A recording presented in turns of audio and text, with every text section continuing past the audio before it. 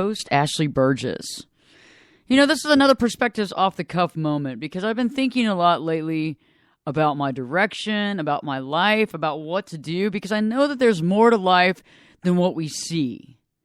I know that there's more to life than climbing that social ladder, more to life than climbing that work ladder where we're always trying to get there, always trying to get to the next level, always trying to make more money, and the bills keep piling up. And we sit there and we go, gosh, I know there's more to this. And I think everybody listening to this show right now can attest to the fact that there's more out there. There's stuff that we don't even have a clue about, but you have a feeling that there's more. There's more to life. And I feel that way, and I feel like sometimes we get stuck in these patterns where we choose this lifestyle that, for better, for worse, we get used to it. We get used to it because it's what we've always been taught. We watched our parents work and do things, and they stay in the same city, and they do the same stuff, and we go through the process, and then we get brought up, and we go through school, we try to get a good job, we do all this stuff, and it's just a process. But sometimes I wonder, is there more to life?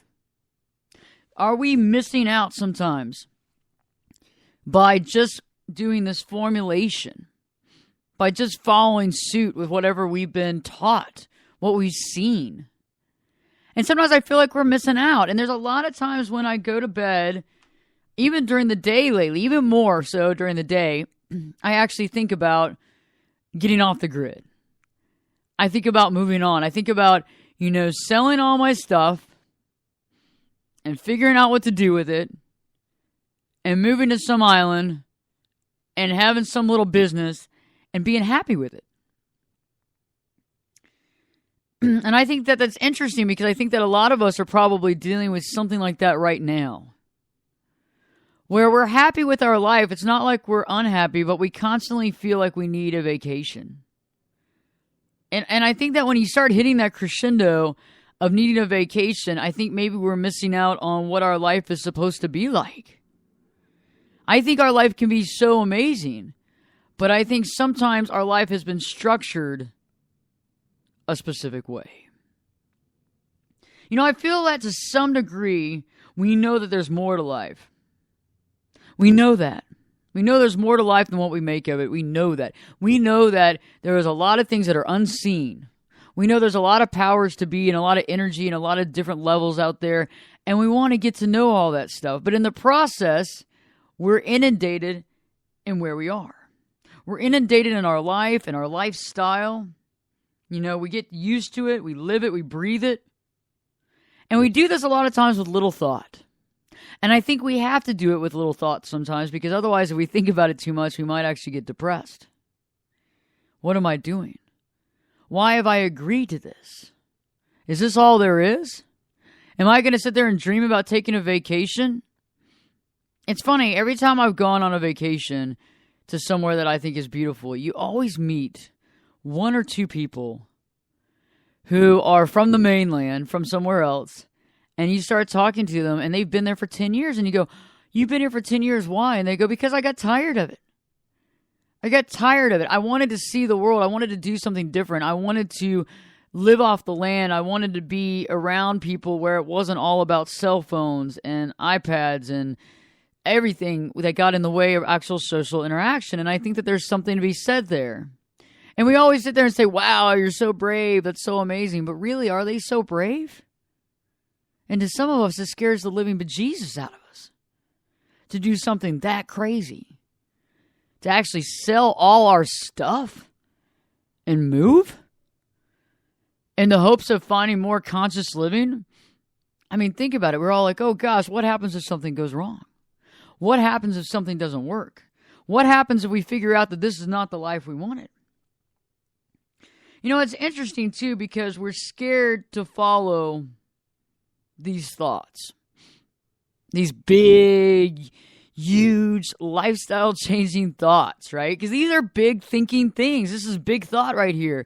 Okay, I've created this career. I've worked my butt off for years upon years, seeing either a lot of results or little results. At the same point in time, would I be willing to give up all that to move somewhere for something I don't even know is tangible And what if I fail? What if I fail? What if I lose?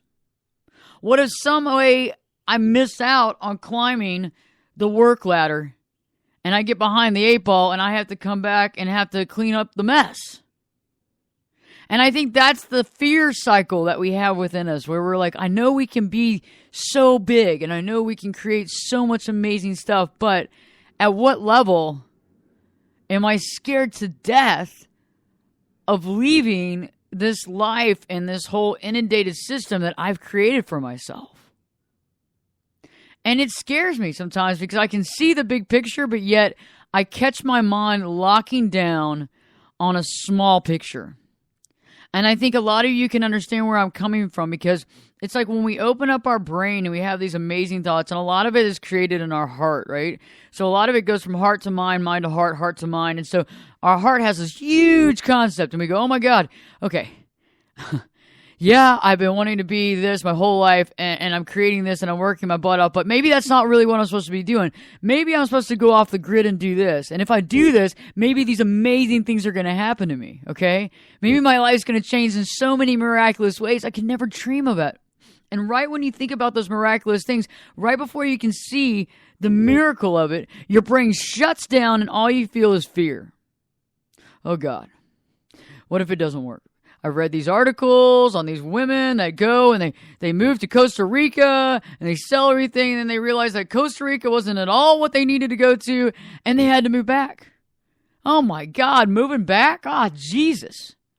I mean, the last thing you want to do is do all this stuff and then go, oh God, I got to come back. Now I'm behind the 8 ball. I've gotten rid of all this stuff and now I got to recreate this? I don't want to do that. And so then it scares me, and I lock down on my thoughts, and I get scared about things, and I get overwhelmed by things, and then that's when I go back into the race I'm in and keep trying to plug away.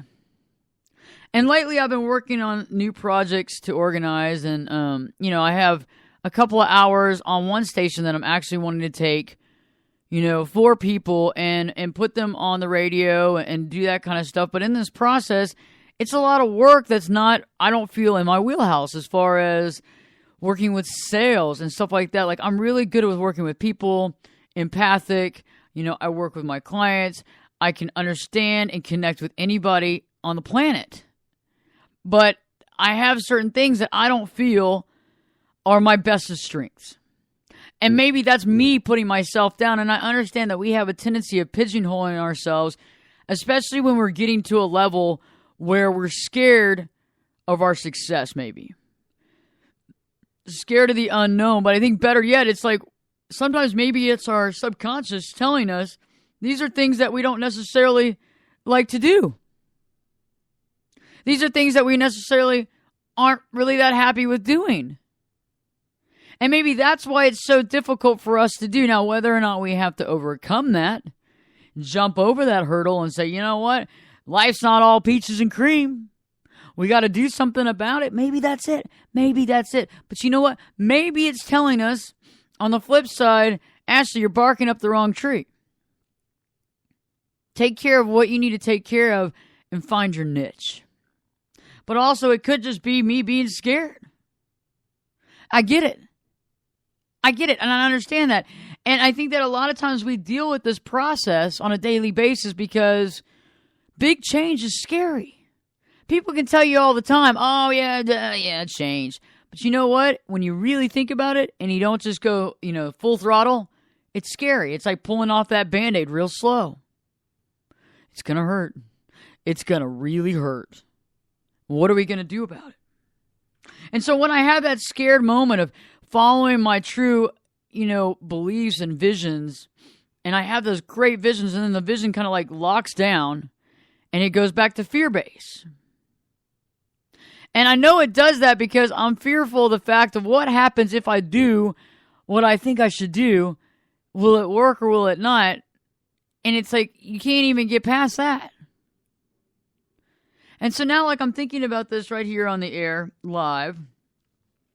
And I'm thinking about, okay, what's the worst thing that could happen if it doesn't work? And what does it mean if it doesn't work? And how do you define not working? And do we ever actually fail by doing what we love to do or by doing what we think we should be doing? But let's say we don't do that. What do we do then? And I think about that in a process where I think about the concept of being and dealing with the concept of prayer and meditation, and understanding that when we believe in that and we see prayer and meditation, we can get to that next level and maybe we can see clearly our true path. And I've been using a lot of meditation lately where I really focus on clarity and desire and need and love. And when I focus on those things, I believe that, you know what, it's going to work out. And I know that things will come to fruition. However, I know that I have to be instrumental in providing that. And I realize that the meditation and the prayer that I have, and for different people, could be different things. You could sit there and connect with the source in various ways. However, I feel like we have to understand exactly the direction we're wanting to go. But we also have to kind of feel it out. We have to realize our honest reality, or better yet, we have to sense it, or sense our honest reality, and figure out what makes the most sense for us. Not what makes the most sense for your best friend, not what makes the most sense for your mom and dad, but what makes the most sense for us. And I think now more than ever, in this year of 2015, people are coming to the come to Jesus conversation more than they ever have, meaning the fact that they're realizing there's more to life than meets the eye, and people are making huge leaps to figure that out. Others are so scared about it, we're putting the wool over our eyes and hoping we don't have to deal with it. And some of us are swaying back and forth, going from one extreme to another, realizing that we have to eventually come clean and accept the fact that there's more to life than how we're living it. But we have to just figure out how to make that a reality. And I think that's where a lot of us stand right now, is we know in our heart of hearts, we know it, we feel it, we go with that, that goes with us, we understand that logic, and we know that there's more. But how do we go from our lifestyle right now, where we are, what we're doing, how do we take that? How do we take that and morph that into the next level? Because I don't think it's necessarily leaving your whole life behind. I think it's the way we look at life and how we create what we want. I also think that on the flip side of that, that could be me, again, scared to make the big leap. But does it really matter where we live? Is moving what we need to think about? Or is it moving the concept of who we are in our mind and what we're here to do? I find that is the most interesting, because when we can figure that out, I think we understand ourselves. So now I think we have to measure the risks of making big changes and then considering what's next. So what's the risk? The risk is you leave everything behind, you don't know what to do, you sell all your items, you move, you have to organize everything, explain to your family what you're doing, and figure it out.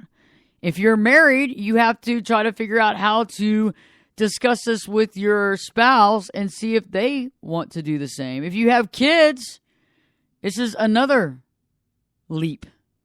Animals, pets, another leap. I mean, animals and pets are a little easier because you can take them with you. Unfortunately, sometimes you might have to quarantine them, so you have to really think about what makes logical sense. However, to me, my dog is part of the family, and Buddy is a child, and Buddy's so cute, and Buddy just turned 5 years old, by the way. He turned 5 2 days ago, and I gave him a little bit of wine in his bowl. He didn't really like it, though. He's more of a Pinot Noir kind of guy, Actually, Buddy's more of a beer guy.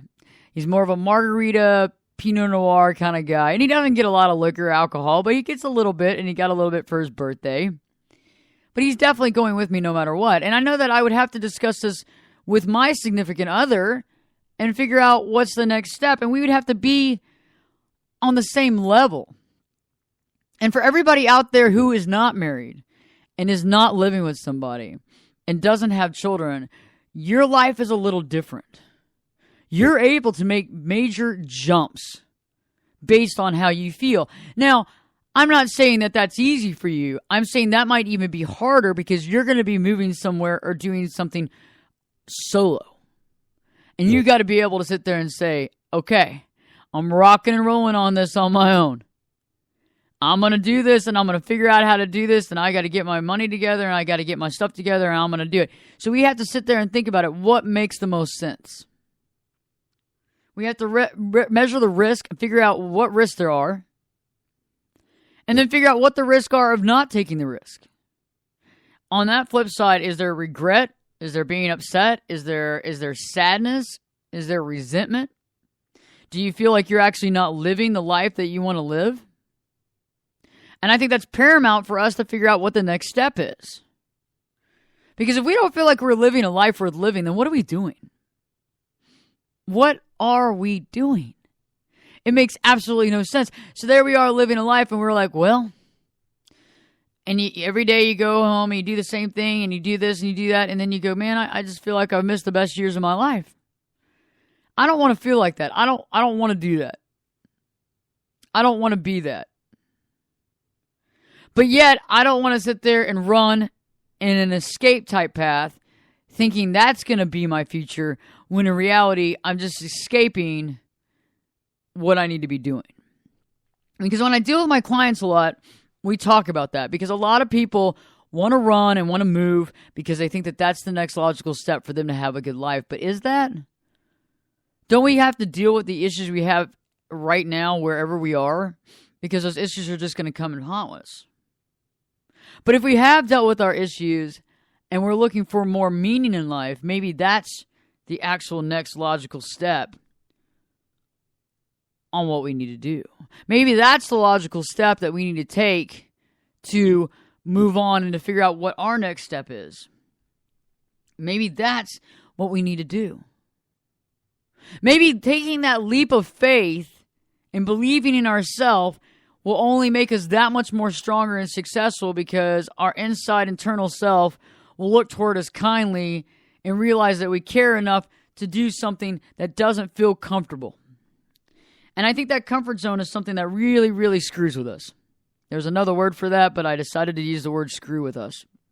Because I think our comfort zone is what keeps us stuck in a lifestyle of just possession and just buying stuff and thinking that the buying of this stuff is going to make us happy, but it's not really, right? It's not. And I have a good example about that. So when I go to the Caribbean, the last time I went to Mexico or the Caribbean, I took, I packed my clothes, and, you pack your bag and you pack your stuff and you get your stuff in a bag. And for us women, a little different from you men out there listening, us women normally pack a little more than you do. You can pack stuff in a carry-on, okay? Now, can't pack my stuff in a carry-on. I got lotions and potions and all that stuff. And it's funny because I pack like 2 dressy items and like a couple of pairs of like slacks and some jeans and some shorts and all that stuff. I might have worn 3 pairs of shorts and swimsuits and a couple of t-shirts the whole time I'm there. What I'm saying is, we don't need all the crap that we carry with us. We might think we need all the crap, but we don't need all the crap. And I think that that's kind of where we are in our life right now. Is I think that we're kind of spinning off on this thing where we have all these things that we got to keep up with. We got the cars and the car insurance and the house insurance and the mortgage and the payments and the club memberships and this and that and all this great stuff, and the clothes and the Neiman Marcus's and the Macy's and wherever else and all those credit cards. And we got to keep up with all that. And it's like every time you open a magazine of an opulent magazine where people obviously they're basically, talking to the people that have money, and you open up the magazine and it's like the first, article isn't an article, it's an ad. It's an ad for some sort of watch. The next is another ad for maybe a $150,000 watch, or a watch that they don't even put the price on there because it's priced on request. And you keep going through that magazine, and whether it's watches or rings or jewelries or diamonds or furs or, luxurious, insanely over-the-top trips to Africa where you really never get into the actual African culture or the animals. You see them from a distance, and you have 5-star cuisine intense and all this stuff and great. But it's like, isn't life about experiences? But even better yet, isn't it about getting back to who we are? And don't these items just kind of take away from us to a degree? And I'm not saying that it's not okay to have some nice pieces of jewelry if that's what you want. But I think when we get to this certain conscious level, there comes a time when we have enough. We have enough stuff. What we want now is just experiences and love and the memories and the foundation that comes from those things, right? Isn't that kind of where we are now, where that's what we want? Isn't that where we are? Because think about it. Even if you're buying something right now, why are you buying that thing? If it's not out of necessity, are you buying that to make yourself feel happy? I've been in retail therapy zone where I needed something to comfort me, like the whole idea of comfort food, comfort buying. We're buying stuff because we need to buy something to feel some way. However, I think we miss out on the true thing about what we really feel. Because I think what we're saying when we're out there buying stuff is that we think that we're missing out. And we're trying to replace what we're missing out with a new pair of Gucci boots, with a new designer suit, with a new watch, because, you know, that's the sign of opulence, is having a really, really expensive watch. And I think that we create this lifestyle where we get sucked in. And they're not really doing it, if you think about it. Yeah, we see the advertising and we're inundated by it. And we want to buy more, but it's not really them doing it. It's us believing we need that. And again, I'm not saying that you can't have something nice that you wear. But how many nice pieces can you actually wear at one time? I have friends of mine that have 30 watches. One of my friends in particular I am envisioning right now, where they have 30 watches, all in their own casing and housing, and they have 2 favorites, and they don't wear any of the other ones. And they usually wear just the one. Why did they need the other 29? And that's what I'm getting at, is I feel like we go from having, okay, we have a splurge, and we have that, and, you know, it's okay. It's kind of like a treat, you know? But after you get that treat, why do you keep buying the excess? It's like wanting one book, but you're so OCD, you got to buy the rest of the series, but you're not going to read the series, so the series is going to sit on the floor and collect dust until you either bring them up to half-price books, or you recycle them, or you give them to somebody, and if they want them or not, but you just got to get them out of the house. Or you just continue to hoard things based on the fact that you feel like you need it. And I feel like the hoarding process, especially in the United States, is taking place more and more and more so because people are looking for identity. They're looking to get to that next level, and they're trying to find it within stuff. And I think that we are going way off from reality when we look to stuff for answers. We got to stop buying the stuff. Okay? And if we do get the stuff, we need to know, why do we want this stuff? Why are we getting it? Is it because we need a timepiece to tell us the time? And I'm not saying that depending on how much money you have, I'm not saying you can't buy a nice timepiece. I'm just saying what makes sense. Because you know what? That timepiece, you can't curl up with that at night. You can't get a good hug out of it. And I think it even shows our mortality even so. And I'm trying to figure out how to live the most we can from the life we have. And I think we have to begin by slowing down the buying process and allowing ourselves to see more around us and understand and accept the big picture. And I think by understanding and accepting the big picture, we have to realize we're not alone. Okay? It might look like we're alone, but we're definitely not alone. And we need to get to that point where we open up our mind and we open up our heart and we accept. And we allow people around us to be loving and happy just like we are. And that's the direction we continue to go. And I think if we allow ourselves to see the bigger picture, we can begin to think about what it means to live off the grid. What does that mean to live off the grid? What does that mean? What does it mean by staying on the grid? What does it mean by doing right by us? What does that mean? And there was an article recently of a woman who gave up her job. She was making $95,000 a year in New York City, gave up her job and moved down to the Caribbean to St. John to scoop ice cream. She's now a bartender. But she was saying that the reason why she moved is because she felt almost lonely in such a big city with all those millions of people. She didn't feel a connection. And she felt like her life was like moving so far off because everything she did was computerized and email, and there was this disconnect. And she wanted to be reconnected with humanity and with planet Earth. And I think that's amazing. But do we have to do that to become off the grid? Do we have to leave and sell all our stuff and move somewhere else to get off the grid? Or is it within our heart and mind that we can create an off the grid lifestyle? Is the off the grid lifestyle based on the fact that we put into perspective our buying choices, the way of life that we have to have, our lifestyle, how much we have to spend to keep the current lifestyle we have? Think about it. I think a lot of times our lifestyle is what gets us in trouble. Our lifestyle is what puts us down because we're too busy trying to figure out how the heck am I going to keep this lifestyle? How am I going to keep doing this? My mortgage is X amount. You know, my dues, my homeowner's dues are X amount. My car payment's this is that, this is this is that, this is this is that. Holy crap. This is a lot of stuff to deal with. And what do we do at that point? What do we do when we have all that stuff going on? How do we deal with it? How do we deal with it? And it's like right now, right when I'm talking about all these bills, I start stressing out about my car payment. I was like, oh my gosh, I haven't seen my car payment recently go in my banking. Oh my gosh, I hope they haven't canceled something. So I know that I have to do some banking work later on and figure that out.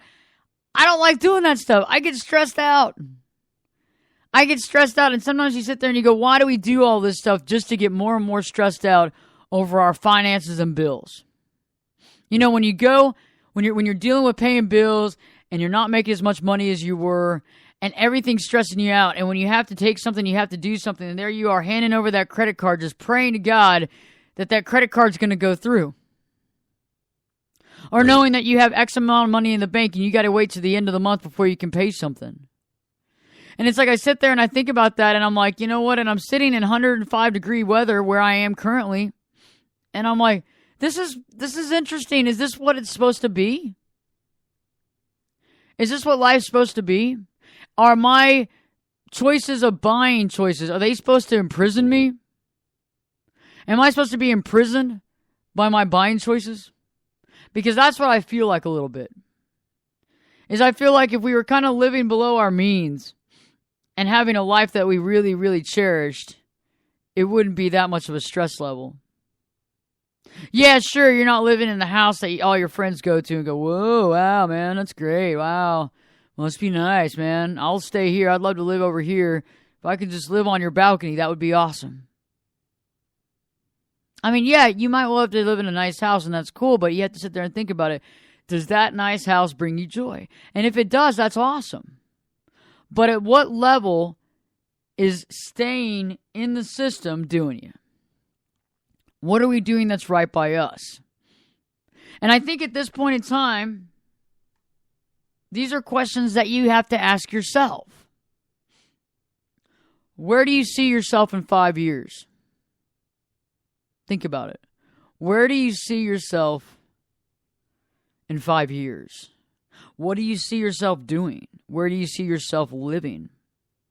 Are there certain things right now that aren't working for you that you're questioning why you're living this life? If they are questions in your life, what are you going to do about it? You need to start writing down your thoughts and options because you have options. You just have to understand the fact that you actually do have options. The next thing is if you have a family, it's good to begin to start sitting down with your family and discussing your thoughts, discussing how you feel. if you feel that y'all could live a little more under your means, if you feel that a change is in the cards, think about it. If you feel this way, you need to express your thoughts.